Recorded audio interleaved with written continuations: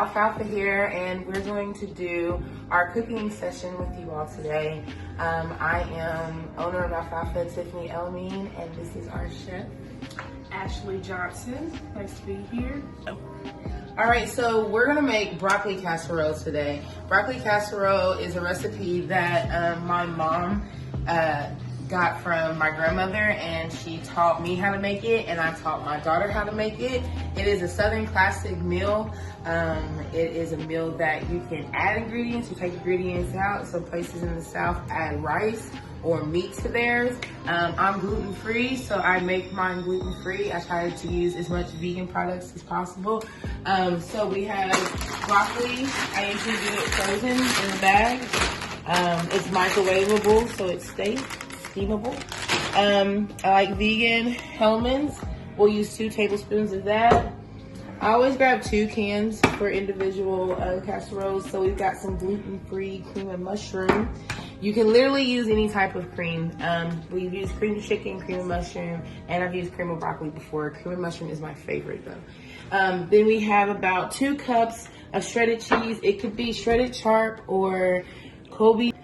This will be our pan that we're gonna put everything in. All this will be combined in a bowl. I spray my pan down, and then I pull bread out. You can toast it if you have a toaster, that's safe. But if you don't, it doesn't matter. You can use it untoasted. And then we have butter, a whole stick of butter. A whole stick of butter is about 7 or 8 tablespoons. Microwavable safe. Always make sure you know if it's microwavable safe or not. If you question it, do not put metal in the microwave. We're gonna dip pieces of this into the butter and put it on top of here, and it's gonna be amazing. So for our first step, we preheat our oven to 350. All right, so we have now steamed our broccoli, and so we will add the broccoli to the bowl. After we add the broccoli to the bowl, we're gonna dump our cheese into the broccoli, like so.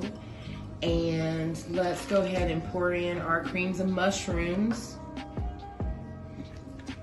And you can add salt and pepper to it if you want to. It's not necessary, but you can add some salt and pepper to it. And then we're gonna do 2 heaping tablespoons of the mayonnaise.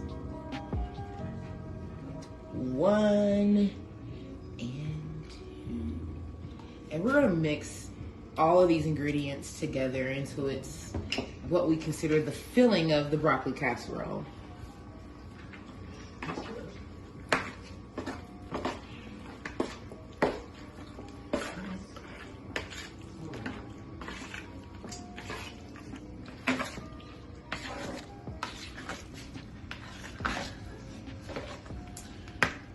So once you've gotten everything stirred up, you'll sit it to the side, and then we're gonna focus on our topping.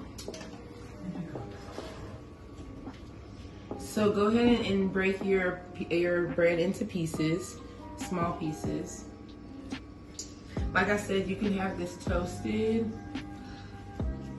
If you don't have a toaster or a safe way to toast them, you do not have to toast your bread. They will cook in the oven with the butter. Always make sure you wash your hands, guys. That's first rule. Chef has been in here, so she's already washed her hands a couple of times. But that is how we keep those germs away. All right, Chef, so we're gonna add the filling into, pause. Let's spray our pan so we don't have a horrible mess. So we'll spray a little cooking oil inside of our pan. And then we'll add the filling into the pan. And so we're using this type of pan, guys, but it could be metal, it could be glass, it could be small, it could be big. But this is what we're gonna use today. And so after we put the filling in, we take the topping pieces and we dip them into the butter. The butter is hot.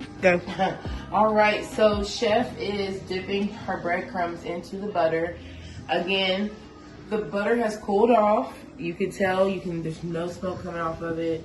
Make sure you are safe with the butter. So we dip the butter in there, and we're gonna cover the whole entire pan.